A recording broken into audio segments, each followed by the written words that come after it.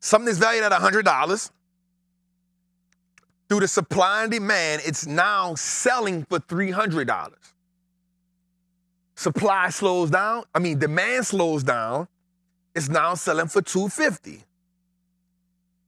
Is that a sale or is it a dip? Do we buy the dip here or did we miss the ship? So year to date, NVIDIA is down 14% from its 52-week high. Microsoft is down 12% from its 52-week high. Apple is down 11% from its 52-week high. Amazon is down 7% from its 52-week high. Alphabet is down 6% from its 52-week high. What does that mean, Jose? Because I know you don't know. All right, so the 52-week high is the highest price that this stock has been in the 52-week period. These stocks are now 13, 14, 11% from that, right? Did we miss the ship or do we buy the dip? So here's what I like to help. So somebody asked me on the Patreon today, they said, Trap, is a stock being off its 52-week high a discount? And here was my response to it, Jose. Let's say something is worth $100. It's now it's now, because of greed, because of optimism, whatever it is, it's now selling for $300. But it's worth $100. The value of it is $100. It's now selling for $300. But because of whatever that's going on, it's now selling for $250. Is that a discount or is it still expensive? Now, here's the thing about that, Jose. It's okay to buy a dip as long as you don't run out of chip.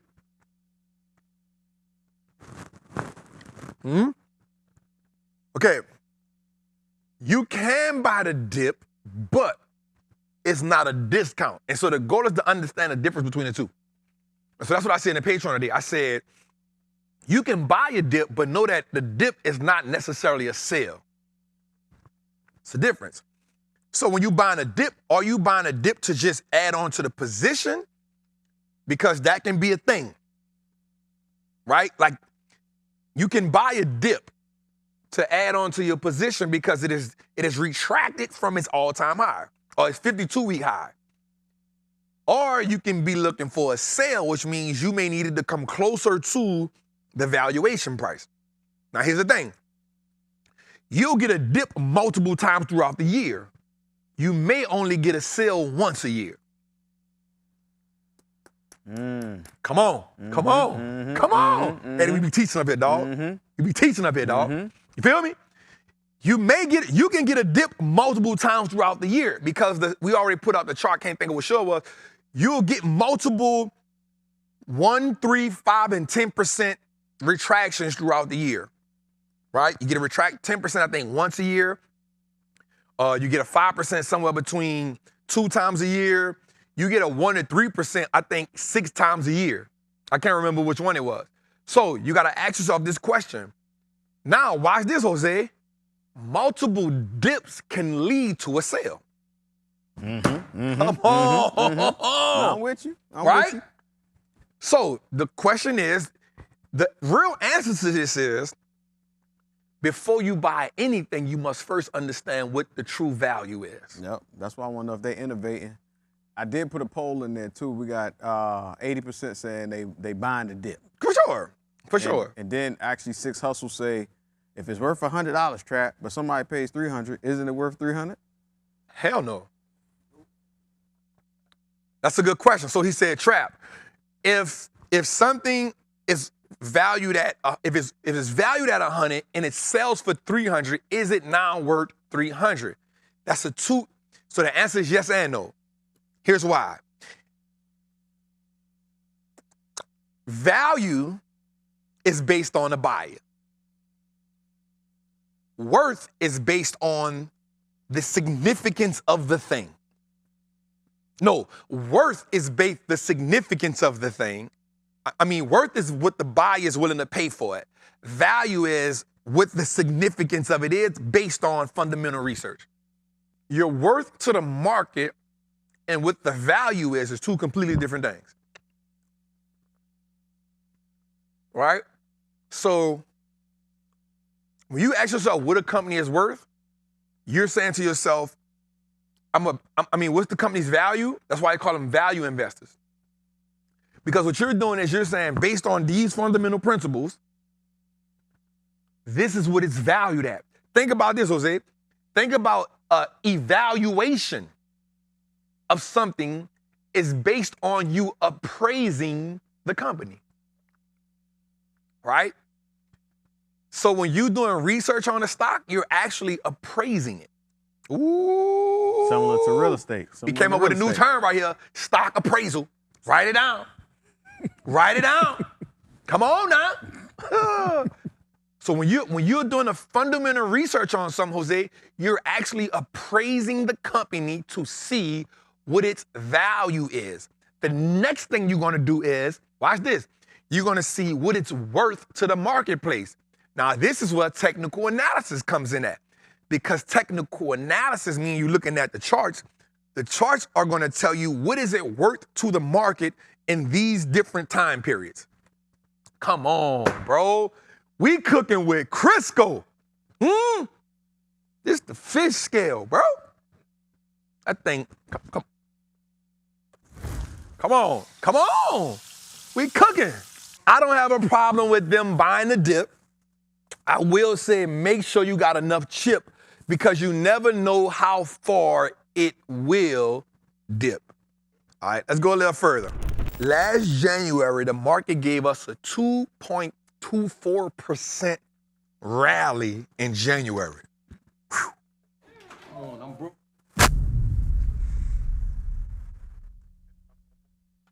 This year, right now, the S&P is down 1.37% and the NASDAQ is down 1.57%. I'm in a bind, Nate. I'm in a bind, Nate. Some other time. Some other time. Nah. The thing about that is this. Remember we said that the market doesn't always repeat itself. It does often rhyme. And this is based on, since 1928. Now, I should have looked a little deeper into this and I should have looked at something else and I'll say it, but here's how I feel, Jose. And I remember talking about this, bro, before Christmas. And I was like, yo, we got some things to be mindful of. I'm like, inflation is coming up. And here's what we know, bro, anytime, and this is why I didn't make no moves yet. Anytime you see inflation creeping, you gotta pay it attention. You gotta give it attention because inflation adds pressure on the market. So I did some research, I did some homework, and here's what I realized. On average, the 10-year bond, the 10-year note is around 4.6 to 4.7 on average over a 15-year time span, right? So it is not unfamiliar territory. The problem with this is, here's what I learned. The problem with this is because of how much money was injected in the market during the pandemic is what makes this that money has to get out the market. And they're trying their best to get that, and it's hard. Now, watch what I'm about to say. This is something to be mindful of. Those wildfires in California will affect jobs reports. It will affect economic data. Because you got to realize so many people without jobs. You got to realize so many businesses burnt down. That is gonna, and so now we gotta see what the effects of that gonna be as well, because it's gonna play in. The market, the thing about the market is it's so relentless, and California is such a huge state. Those ripple effects gonna happen, gonna be out of this world. They're now saying it can surpass the damages that happened in Hurricane Katrina. Is now averaging about $300 billion in damage. Over 40-something acres of land. Now, I'm gonna tell you something, bro, that I felt so disrespected about as an American citizen. 40, bro, you know how big 40 acres of land? 40,000 acres, I'm sorry. Yeah. No, 40,000. Yeah, my farm is 40 acres. 40,000 acres of land. I was so disrespected as an American last night that Joe Biden got on this People TV and said he's giving everyone affected by that horrific event $770 as a one-time payment. I was appalled. Where are they getting this figure from? I was appalled. Where they get, like, they did 750? I was appalled. As an American citizen. As an American citizen. I'd rather you not get them people nothing. And we just figure out another way to come about. And I'm not saying no, they deserve way more than that. As Americans, they deserve way more than that, bro. We can at least say, yo, here's $5,000. Something, bro. $770, bro. What that, like, I'm trying to figure out even what that buy. Bro, 700. So you telling me I just lost everything on something beyond my control and $770. And they made sure they specifically said bro, the way he said, he was like, hey, we're not going to wait till those forest fires stop. We are going to give everyone affected by the forest fires $770 like as a one-time payment. He was doing something. Bro, I had to look. I thought it was AI. I was like, this must be AI. This can't be real. And then, like, the media, I was like, yo, this real.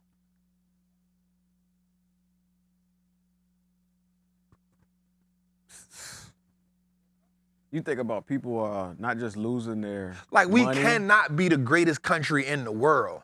Yeah. Saying $770. I'm not gonna lie to you, bro. I would rather inflation, and I'm about to just be real right here. I would rather inflation go through the roof. Go on and print another $100 million, bro. Go on and print another $200 million, bro. Help them people get their life, bro. You cannot do that, bro. Like, bro, you create inflation for everything else, bro. Go on, print some money, bro. Go on, print some money, bro. I promise I thought that was AI. I was like, bro, this man can't. You cannot be on Beyonce TV. There's no way. There's no way in the world. Now, I'm going to say something that people not going to agree with right here. As much as we don't like Donald, I think Orange Man would have gave more than that, bro. I think Orange Face would have gave a little more than that.